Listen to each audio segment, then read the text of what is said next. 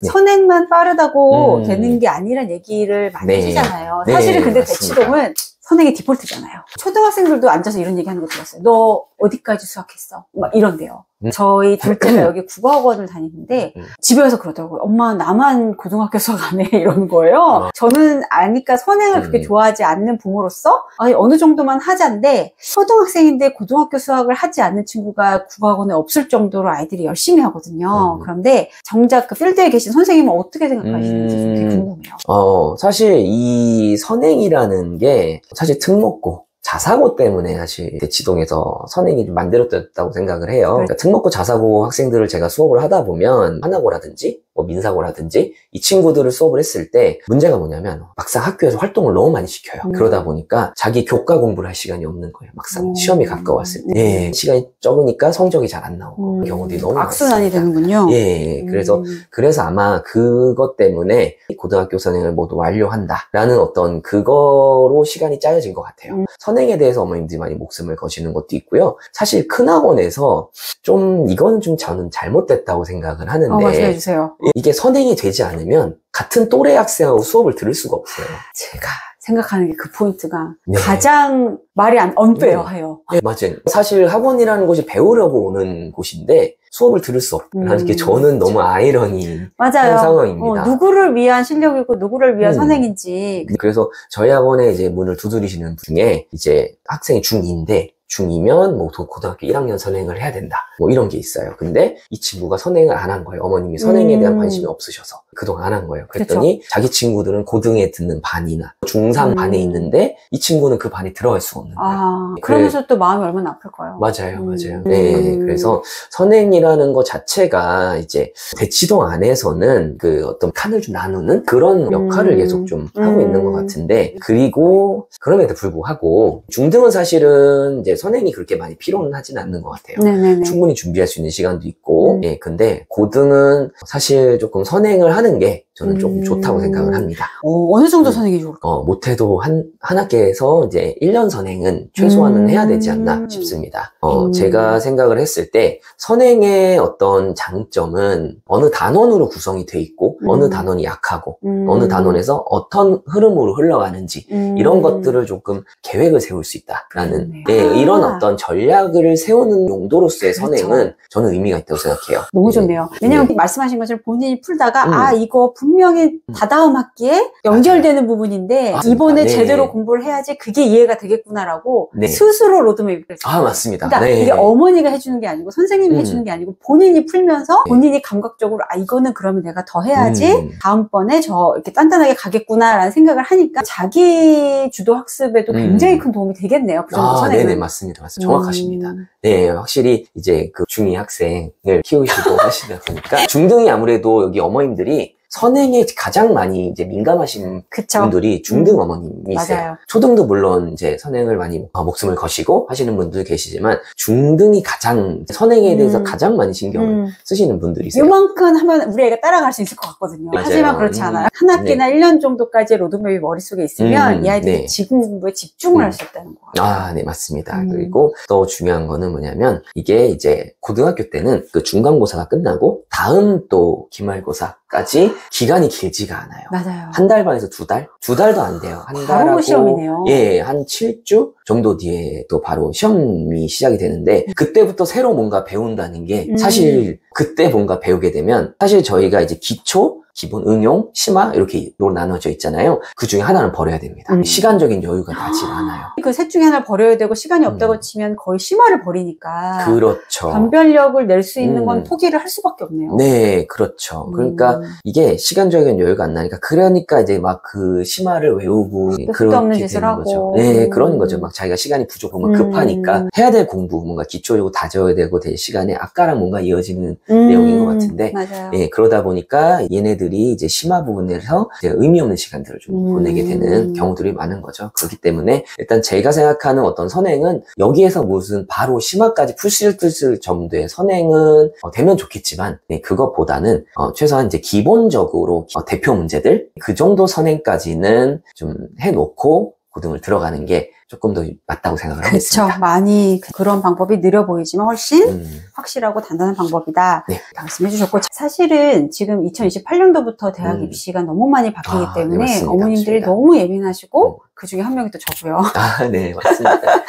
어떻게 아이를 공부를 시켜야 하나. 사실 수학이며 국어, 영어 다 지금 수능 과목도 바뀌고 내신제도 바뀌고 고교 학점제가 되면서 정신이 없는데 수학 교육의 트렌드의 변화가 선생님이 필드에서 느끼시는 게 있으실까요? 수학 교육은 지금 트렌드 자체가 예전에는 이제 시대인재, 두각 같은 이제 어떤 1대1 학원이 이제, 그러니까 그런 어떤 큰 학원 같은 이제 대형 학원, 그 다음에 이제 중소형, 저희 같은 중소형 학원으로 약간 수학 같은 경우에는 거의 두 부류로 좀 나뉘고 있는 추세이긴 합니다. 그래서 완전 대형으로 해서 이제 옛날처럼 이제 1타 강사들이 하는 어떤 수업이 있는가 하면 아니면 아예 이제 완전히 소규모로 그렇죠. 그런 스타일로 요즘 가고 있는데요. 거기에 또 추가로 이제 코로나가 한번 터지고 나서 완전히 이제 양상이 좀 바뀌고 있습니다. 외부로 나가서 학교는 밖에서 다니되 주말에 이제 대치로 와서 그쵸. 네, 듣는 그런 방식으로 많이 바뀌고 있고 예전에는 이제 이 외부 학생들이 무조건 큰 학원을 왔던 게 많았어요. 근데 이 학생들이 이 작은 학원들도 요즘은 많이 찾아오고 있는 추세입니다. 네. 재밌네요. 네. 대형 학원을 가지 않고 굳이 대치동에 있는 소규모 1대1 학원을 오시는 이유는 소규모 학원에서 그 수학 과목에 대한 트렌드도 잘 알고 계시고 그리고 아이들에 대해서 맞춤 교육을 누구보다도 진하게 하셨던 선생님들이셔서 아마 그래서 소규모 이런 알짜배기 학원으로 가시는 게 또 트렌드가 된 것 같아요. 네. 그래서 제가 판서 수업, 칠판 수업에 대해서 조금 이 정도 이제 정의를 좀 내려드리면 판서 수업이 의미가 있는 학생들은 수업하는 내용의 한 70%에서 80% 정도는 그 내용을 이해하고 있어야 된다라고 생각을 합니다. 그쵸. 예, 그러니까 오히려 또 퍼센트가 있으면 그 수업을 안 들어요. 내가 다 아는 수업인데 뭐하러 그 수업을 듣는? 이게 참 애매한 거죠. 있어요. 예, 그러니까 70에서 80%가 되는 정도가 칠판 수업을 들었을 때 의미가 있고 나머지 20%를 학원에서 이 칠판으로 채워주고 뭔가 나머지 70%는 좀 칠판 수업을 하면서 정리해주는 느낌, 그런 느낌을 했을 때 판서 수업이 의미가 있고요. 근데 그 내용이 아무것도 잘 모르고 있고 뭔가 이제 선행이나 이런 게 안 돼 있는 친구들은 오히려 그 수업을 들었을 때 아무것도 이해가 들어오는 게 없죠. 그러니까 흐름도 놓치고 그러니까 이 친구들이 하는 게 뭐냐면 판서 수업하면서 막 계속 받아 적기만 하는 거예요. 예, 일단 뭔지는 모르겠으니까 일단 중요한 내용이니까 뭐가 중요한지도 모르고 계속 받아 적는 거예요. 근데 집에 가서 보면은 이게 무슨 내용인지 모르는 거죠. 네, 때문에 어떤 그런 거를 잘 구분을 하셔서 말씀드린 대로 그 정도 한 70%가 그 학생이 그 내용을 알고 있다 한다면 이제 그 대형 강의를 보내시는 게 조금 더 낫다고 저는 생각을 하고요. 그리고 그게 아니라면 이 친구들이 어떤 이제 기본적인 기초적인 것부터 이제 하나하나 어떤 첨삭을 좀 받고 관리를 받아야 될 필요가 있는 친구다. 이러면은 아마 소규모 학원, 1대1 학원을 보내시는 게 조금 더 현명하신 선택인 것 같습니다. 네, 너무 감사합니다. 진짜. 그렇기 때문에 이렇게 다 대치동에 오셔서 공부를 힘들게 라이브 하시면서 하시는 것 같아요. 저희가 대치동에서 이렇게 학원을 업을 하다 보면 항상 그 해당 과목에 대해서 어떻게 트렌드가 이뤄지고 있고 우리 학원은 어떻게 아이들을 가르쳐야지 서바이벌을 할 수 있는지에 대해서 항상 촉각을 곤두서고 있잖아요. 그렇다면 이제 원장님이 보시기에 대치동이라는 교육 이 중심지에서 이렇게 살아남는 수학학원이 되기 위해서 가장 중요한 게 어떤 거가 있으시다고 생각하실까요? 네, 그러니까 아까 말씀드리신 이제 개정 교육과정, 22개정 교육과정이 되겠죠. 이러면서 이제 5등급제로 바뀌고 이런 어떤 변화에 대해서 누구보다 빨리 이제 캐치를 해야 되는 거고요. 그에 맞춰서 세특이 중요하다. 어떤 활동 중심의 교육이 중요하다. 그런 것들에 대한 어머님께 어떤 정보들을 좀 제가 드릴 수 있어야 되는 것 같아요. 2028 개정 교육과정, 그때 이제 5등급제로 바뀌고 고교 학점제가 지금 고등학교 1학년 대상으로 처음 시행이 되고 있잖아요. 이제 어머님들께서 궁금한 것도 많으시고 그리고 변화에 빨리 대응하십니다. 대치동 어머님들께서. 그러면서 이제 휘문고 경쟁률이 갑자기 이제 떨어지고 그리고 이제 중동고 경쟁률이 갑자기 이제 올라가고 이런 어떤 변화, 그리고 자사고에 대해서 이제 등급제가 5등급제로 바뀌니까 이제 내신에 대해서 경쟁률보다는 이제 활동 중심 이쪽에 좀 트렌드나 초점이 맞춰졌다. 이런 이런 것들을 이제 어머님들께 어떤 정보를 좀 드릴 수 있어야죠. 중동고는 왜 올라갔나요? 저도 시험을 봤거든요. 예, 그러니까 조금 이제 아예 수능 위주로 이제 정시 위주의 학교들이 조금 피를 봤다? 소위 그런 거고요. 그런 것들 미리 발빠르게 대응한 학교들 어떤 세특 준비를 해준다든지 학생부 종합이라고 그러죠. 학생부 교과가 있고 학생부 종합이 있는데 학생부 종합 쪽에 힘을 더. 그쪽에 조금 힘을 실고 그쪽에 미리 발빠르게 대응하는 학교들이 이번에 좀 경쟁률이 많이 올렸습니다. 재밌네요. 예, 그래서 그런 것들을 조금 어머님들께 정보를 알아야 하고요. 예전에는 정말 이제 수학 선생님은 수학만 가르치고 그냥 잘 가르치면 됐었는데 요즘은 이제 학생들과의 교감 이런 것도 상당히 이제 중요해졌습니다. 그러니까 왜냐면 아까 말씀 제가 하신 드린 것처럼 저도 첫째를 보내봐서 알지만 아이가 좀 머리가 크고 나면 선생님 말씀을 듣지 엄마 말은 안 맞아요. 그러니까 저도 사실 제가 우리 아이들 영어를 아웃소싱 한 지 꽤 됐거든요. 이유가 뭐냐면 제 말도 안 듣고 아이들은 이제 선생님이 입시가 이렇게 될 거니까 이렇게 하렴이라고 말씀을 해주실 때 아이들이 확 이해를 하고 공부를 하지. 네. 그렇죠. 그렇기 때문에 지금 말씀하신 것처럼 아이들과의 소통과 이런 교류나 이런 그 뭐 입시 정보에 대해서 전달을 해주시는 그런 원장님들이